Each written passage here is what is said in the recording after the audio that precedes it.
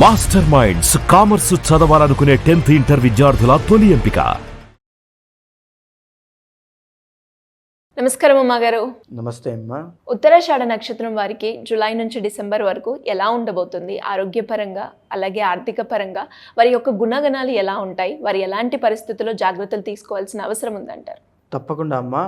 ఉత్తరాషాఢ నక్షత్రము అంటే ఉత్తరాషాఢ నక్షత్రం 1వ పాదం ధనస్సు రాశిలో సంచారం చేస్తుంటే 2, 3, 4 పాదములు మకర రాశిలో సంచారం జరుగుతూ ఉంటుంది. పూర్వాషాఢ అండ్ ఉత్తరాషాఢ రెండూ కూడా కప్ప ఆకృతిలో 2 నక్షత్ర తారలు మనకి ఆకాశంలో దర్శనం ఇస్తుంటాయండి. అయితే మేజర్గా ముందుగా మనం 1వ పాదం వాళ్ళకి మాట్లాడుకుంటే కనుక ఉత్తరాషాఢ వాళ్ళు ఎలా ఉంటారు అంటే అగ్నికి సంబంధించినటువంటి నక్షత్రం అండి. ఎలాగంటే వీళ్ళు చాలా ఫైర్, అంటే ఒక విధంగా చెప్పాలంటే ప్యూర్ అని చెప్పచ్చు, పవిత్రం అని చెప్పచ్చు, ఎవరిని లెక్క చేయరని చెప్పచ్చు. కోపం ఉంటుంది, రాయల్టీ ఉంటుంది, చాలా దానగుణం ఉంటుంది, డబ్బు కన్నా పేరునే ఎక్కువగా ప్రాతినిధ్యం ఇచ్చేటువంటి వాళ్ళుగా అని చెప్పచ్చు. ఇంకా కోపం వస్తే ఎక్కడి దాకైనా వెళ్ళేటువంటి వాళ్ళగా అని చెప్పచ్చు. ఉత్తరాషాఢ నక్షత్రంలో జన్మించడం అంటే ఒక రాయల్ పీపుల్, అంటే 10 మందిని కాపాడుతూ 10 మందిని బతికిస్తూ ఇతను బ్రతుకుతూ ఉంటాడనమాట. అంటే ఒక ప్రకృతిలో మమేకమయ్యేటువంటి వ్యక్తి. కానీ కోపము అదే విధంగా ఉంటుంది. ఆ కోపం వల్లే జీవితంలో చాలా నష్టపోతూ ఉంటారు ఎవరైనా సరే. ఉత్తరాషాఢ నక్షత్రం 1వ పాదం ధనస్సు రాశిలో ఉంటుంది. మేజర్గా 1వ పాదం వాళ్ళకి మనం చూస్తే అమ్మా 1వ పాదం వాళ్ళకి ధనస్సు నవాంశ అనేటువంటిది ఉంటుంది. సో మేజర్గా వీళ్ళు గవర్నమెంట్ జాబ్లో కానీ ఎక్కువగా పబ్లిక్ డొమైన్లో రాజకీయాల్లో వ్యవహారం చేసే అవకాశాలు ఎక్కువ ఉంటాయండి. బికాజ్ రవిగురుల కాంబినేషన్ కాబట్టి 10 మందికి సహాయం చేస్తూ ట్రస్టులు నడపడం, లేకపోతే భగవత్ సేవ కూడా అవ్వచ్చు. భగవత్ సేవ లేకపోతే ఇంకా మనం నార్మల్గా బిజినెస్ సైడ్ చూస్తే బంగారం వ్యాపారములు, వడ్డీ వ్యాపారములు, బియ్యము వ్యాపారములు, తర్వాత టీచర్ ఫీల్డ్స్, గొప్ప గొప్ప టీచర్స్గా ఫర్ సపోజ్ సర్వేపల్లి రాధాకృష్ణ గారికి ఎంత పేరు వచ్చిందో అలాగే ఇలాంటి గొప్ప యోగాలు ఉన్న వాళ్ళకి అలాంటివి వస్తాయండి. అంటే మంచి ప్రబోధకులుగా, మత ప్రబోధకులుగా, ప్రవచనకర్తలుగా, అన్నీ కూడా జ్ఞాన సంపద కూడా వీళ్ళకి చాలా బాగుంటుంది ఎక్స్ట్రాడినరీగా. అయితే వీళ్ళకి వచ్చేటువంటి ఇబ్బంది ఏంటి అంటే గ్యాస్ట్రిక్ సమస్యలు, హార్ట్కి సంబంధించినటువంటి సమస్యలు, 2 విషయాల్లోనూ కొంచెం ఇబ్బంది పడతారు. అయితే 2వ పాదం తీసుకుంటే అమ్మ 2వ పాదం వాళ్ళకి మేజర్గా జీవితంలో కష్టము అనేటువంటిది కొంచెం ఎక్కువ ఉంటుంది, హార్డ్ వర్క్ అనేటువంటిది ఎక్కువ ఉంటుంది. మొదటి పాదంతో కంపేర్ చేస్తే 2వ పాదం వాళ్ళు కొంచెం స్ట్రగ్లింగ్లోనే ఉంటారు. ఎందుకంటే రవి శని కాంబినేషన్ కాబట్టి.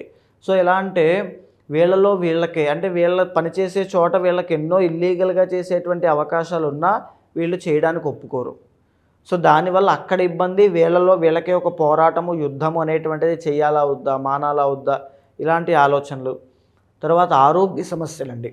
మేజర్గా వెన్నుపూసకు సంబంధించిన ఇబ్బందులు వస్తాయి. అంటే శరీరము సత్తు అంతా కూడా అయిపోతుంది. అంటే ఎంత కష్టపడతారో వీళ్ళకి ఫలితాలు రాకుండా వీళ్ళ శత్రువులు అంతలా వీళ్ళని ఇబ్బంది పెట్టే అవకాశాలు ఉంటాయి. ఎవరో కాదండి, వీళ్ళ కుటుంబ సభ్యులే. ఆ రకమైనటువంటి ఇబ్బందుల వల్ల చాలా రకాలుగా కష్టపడతారని చెప్పచ్చు. అయితే వీళ్ళకి కూడా ఏంటంటే ఐదర్ 2 రకాలు ఉంటుందండి. ఉంటే గవర్నమెంట్ జాబ్ అనేటువంటిది వస్తుంది. గవర్నమెంట్ జాబ్ వచ్చిన తర్వాత కూడా చాలా రకాలుగా ట్రాన్స్ఫర్లు కానీ, శత్రుత్వాలు కానీ, సస్పెండ్ అవ్వడం కానీ ఇలాంటివి కూడా కనబడతాయి. రెండవది ఏదైనా ఒక ప్రైవేట్ కంపెనీ ఆర్ సంస్థ, ఫ్యాక్టరీ, ఇండస్ట్రీలో వీటిలో ఒక చిన్న జాబ్ వచ్చేటువంటి అవకాశాలు ఎక్కువగా ఉంటాయండి. అండ్ ఇంకా చెప్పాలి అంటే చాలా రకాలుగా వీళ్ళు కెరీర్ స్టార్ట్ చేసిన 2-3 ఇయర్స్ ఒక రకంగా పని, తర్వాత 5-6 ఇయర్స్ ఇంకో రకమైన పని, తర్వాత అలా కష్టపడి ఒక దాంట్లో స్థిరమైనటువంటి ఉద్యోగాన్ని వాటిని సంపాదిస్తారని చెప్పొచ్చండి. అయితే వీళ్ళకి జాగ్రత్తగా ఉండాల్సిన అంశం ఏంటి అంటే ఇంకొకటి డయాబెటీస్ అంటే వెన్నుపూసకు సంబంధించినటువంటి విషయాల్లో వీళ్ళు చాలా జాగ్రత్తగా ఉండాలమ్మా. అండ్ డైజెస్టివ్ ప్రాబ్లమ్స్ ఒకటి, తర్వాత యూటరస్ ప్రాబ్లమ్స్ అండి. ఒకవేళ ఉమెన్ అయితే యూటరస్ ప్రాబ్లమ్స్ విషయంలో చాలా జాగ్రత్తగా ఉండాలి. ఇకపోతే 3వ పాదం అమ్మ. 3వ పాదంలోకి వెళ్తే కనుక వీళ్ళకి కుంభనవాంశ అనేటువంటిది ఉంటుంది. సో దీని మూలాన ఏంటి అంటే కుంభనవాంశ ఉన్న వాళ్ళు కొంచెం అదృష్టవంతులు కొద్దిగా. అయితే వీళ్ళకి ఎలా ఉంటుంది అని అంటే ఆరోగ్యపరమైనటువంటి సమస్యలు ఉంటాయి, అదేవిధంగా కష్టం ఉంటుంది. దీనికి తగినటువంటి ప్రతిఫలము, అదృష్టం కూడా వీళ్ళకి కలిసి వచ్చే అవకాశాలు ఉంటాయండి. అంటే డబ్బు కావచ్చు, పేరు ప్రఖ్యాతులు కావచ్చు, పలుకుబడి వ్యక్తులతో పరిచయాలు కావచ్చు, ఇవన్నీ కూడా వీళ్ళకి కలిసి వచ్చే అంశాలు ఎక్కువగా ఉంటాయి. అయితే మేజర్గా వీళ్ళ జీవితంలో మనం ఈ 3వ పాదం వాళ్ళకి మాట్లాడుకుంటున్నాం కాబట్టి మేజర్గా వీళ్ళ కోసం కొద్దిగా మనం డీటెయిల్డ్గా చార్ట్ అనేటువంటి చూస్తే ద ఒరిజినల్ ఫస్ట్ లార్డ్ శని అవ్వడము, ఎవరి సహాయ సహకారములు అవసరం లేకుండానే ఎదగగలిగేటువంటి కెపాసిటీ ఉన్నవాళ్ళు ఎవరు 3, 2, 4 అంటే 2, 3, 4 పాదాలు ముగ్గురికి కూడా ఈ యొక్క మనం చెప్పుకునేటువంటిదండి. ఇండివిజువల్గా ఎవరి సహాయం అవసరంలా అంతటి కోపము ఉంటుంది, పట్టుదల ఉంటుంది, అంతటి కృషి కూడా వీళ్ళకు ఉంటుంది. సో సెకండ్ లార్డ్ కూడా శని అవ్వడము, వీళ్ళు విద్య పరంగా కాన్సన్ట్రేట్ చేస్తే గొప్ప గొప్ప ఐఏఎస్ ఆఫీసర్స్ అవుతారండి. చాలా గొప్పగా, చాలా ఫాస్ట్గా అంటే ఒక పవర్ఫుల్ లీడర్స్, పవర్ఫుల్ పీపుల్, ఒక పవర్ఫుల్ సర్వెంట్స్, ఈ రకంగా ఎదగగలిగేటువంటి కెపాసిటీ వీళ్ళలో ఉంటుంది. విదేశీ యోగము, వీళ్ళ ప్రతిభ కెపాసిటీ విదేశాల వరకు కీర్తి ప్రతిష్టలు వెళ్ళే అవకాశాలు వీళ్ళకు ఉంటాయి. అండ్ ఇంకా చెప్పాలి అంటే డబ్బుకి ఎక్కువగా ప్రాధాన్యత ఇవ్వరు.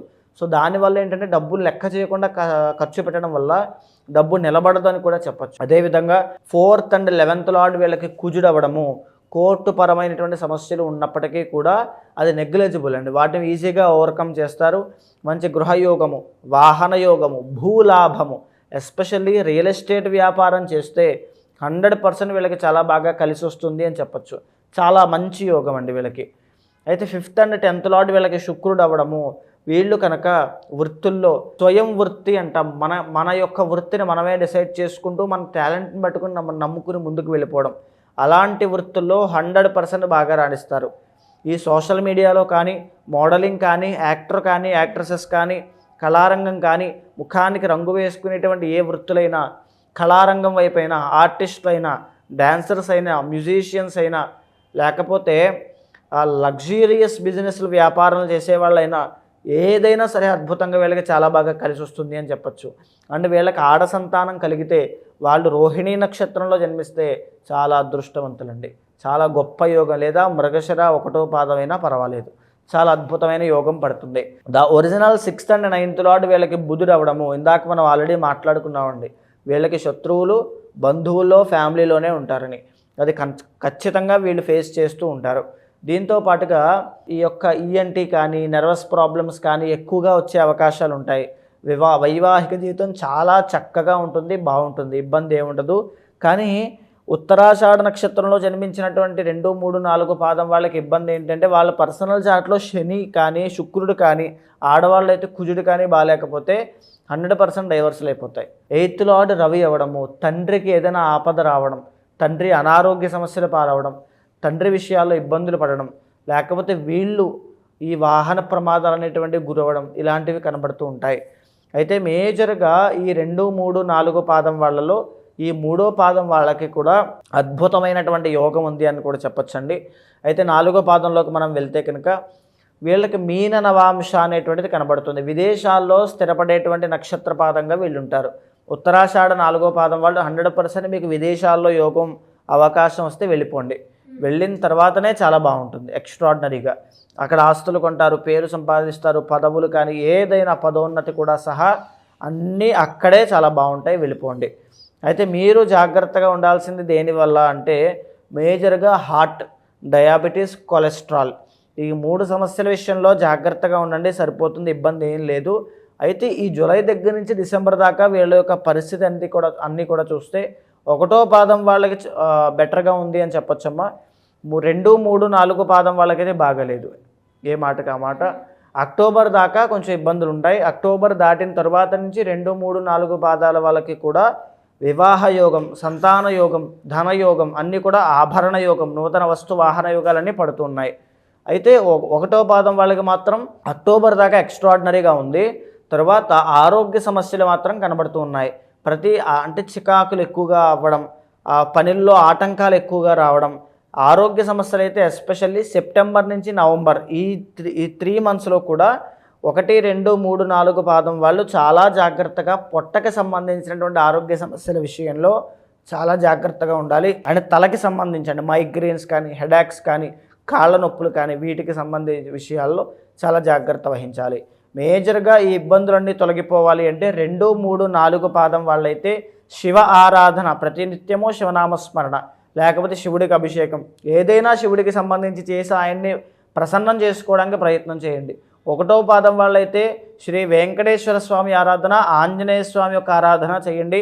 టైగర్ ఐ స్టోన్ ఉంటుంది, అది బ్రాస్లెట్గా వేసుకోండి. దృష్టి ప్రభావము, బంధువుల దగ్గర నుంచి శత్రుత్వము అవన్నీ కూడా తగ్గుతాయి. అంటే ఎలా ఉమా గారు మీరు అన్నట్టుగానే ఈ నక్షత్రం వారి కావచ్చు, లేదు అంటే ఎవరి నక్షత్రం తగ్గట్టుగా వాళ్ళ యొక్క ఇంటర్నల్ చార్ట్లో వారు ఎలాంటి సమస్యలను ఫేస్ చేస్తున్నారు, దానికి మేము పరిష్కారం చేసుకోవాలి అనుకుంటున్నాం అనుకునే వాళ్ళు ఎవరైనా కూడా మిమ్మల్ని సంప్రదించాలి అంటే ఎలా ఉంటుంది? తప్పకుండా అండి. ఇప్పుడు మనం మాట్లాడుకునేది అంతా కూడా గోచార అంశములండి.